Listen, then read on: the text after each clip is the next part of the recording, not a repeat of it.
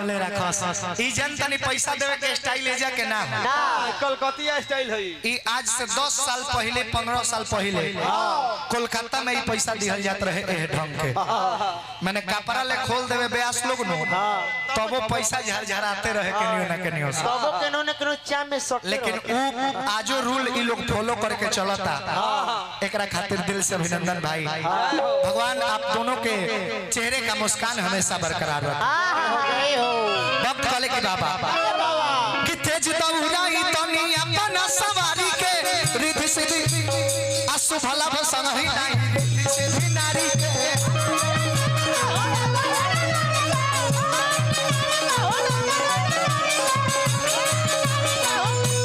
तेज दौड़ाई तनी अपना सवारी के असु भला भसन ही नहीं रिधि सिद्धि नारी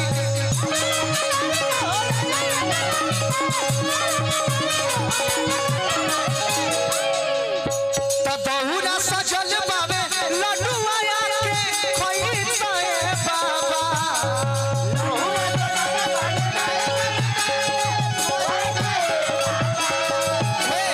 दुआरा सजल बाबे लड्डू आया के खोई पाए बाबा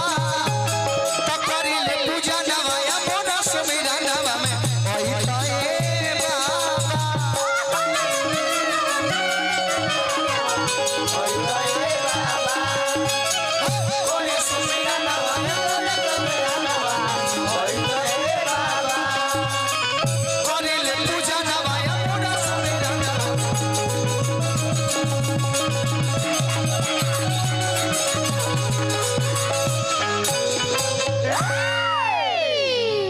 सुमिरन प्रदुमन परदेसी जी जौन आज के रात दुगोला बा दुगोला में होला का लाठी चलेला भाला चलेला फेरसा चलेला खाली छुरी चलेला करवे छुड़ा छुड़ी एमे छुरा छुरी खुरपी गरासी ना निकलेला एमे गीत संगीत के मार होला बात के मार होला छुरा छुरी के मार बाकी डॉक्टर से इलाज कराले वो हमेशा खातिर ठीक हो जाए बाकी बात के मार ऐसा न हो कि जब ले बदला के आग शांत ना हो जाए तो मरियो जेबो तो मरते वक्त तारा छेदते रहे अभी तो एक से एक जने के हमरा मुंह तर ले आके डांस करत रहे आ कहत रहे कि बर्नट देखो नचनिया नाइल वालों दू गो माई के सुमरन का होता रहो आ एक बाद हमनी के नाचब जा तो ठीक ना कहाई अब बातवा अपने कहत रहे आ नाचतो अपने बा मैं दूसरा के गराहा खोनल में गिर गया मैं शिकायत नहीं की बाकी कितना मूर्खता के बात बाकी अपने जमीन में भाला गार के ऊपर बैठ गई दूसरा खातिर गरले बड़ा तू ही कूद गई ऊपर ये शर्मिंदगी वाली बात होती है ब्रदर तो इस पे थोड़ा कंट्रोल किया जाए हम जानते हैं कि दो नृत्यांगनाएं आई हुई हैं गाड़ी में डांस करे खातिर आई वालों तो ठीक बा नाचे वाला कमो वही लोग पर छोड़ दो तू मत उठावा तू मत ना उठावा गांव जवान हो और सहु इनकर एगो नचनिया बहुत तेज ही है मजवंतिया जाने के साल भर पहले छोड़ दिले अब तो दोसर नचनिया नचावत रहे मजवंतिया एक दिन खुश होके कहती है कि ए ब्यास जी अरे बाप रे बाप हमार हाइट देखे में छोट हो लेकिन यही छोट हाइट पे इतना लमहर मार्केट बना ले बनी न बाप रे बिहार में तो छापरा जिला के लोग बुझाला कि हमरा पागल हो जाई और नहीं यूपी में चल जाई तो बुझाला कि बलिया के लोग मर मिट्टी हमरा खातिर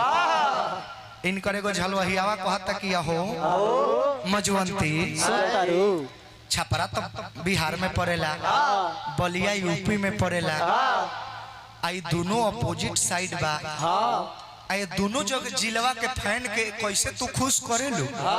तो कहती है कि ए ब्यास जी आसमान जानी नो कि हमारे एगो गोर अगर छपरा में रहेला तो हमार दूसर का गोरवा समझी कि बलिए में रहे तब भाई उल्टा टोपिया जौन लगौले बा कहता का एगो गोरवा छपरा में दूसर का बलिया में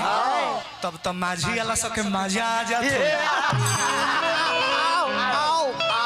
जब जब धरती हिलत है मजे सोचे वाला बात बढ़िया कलाकार ठीक ले आइल बड़ा रोरी चंदन मधुरम बानी दगाबाज की यही निशानी।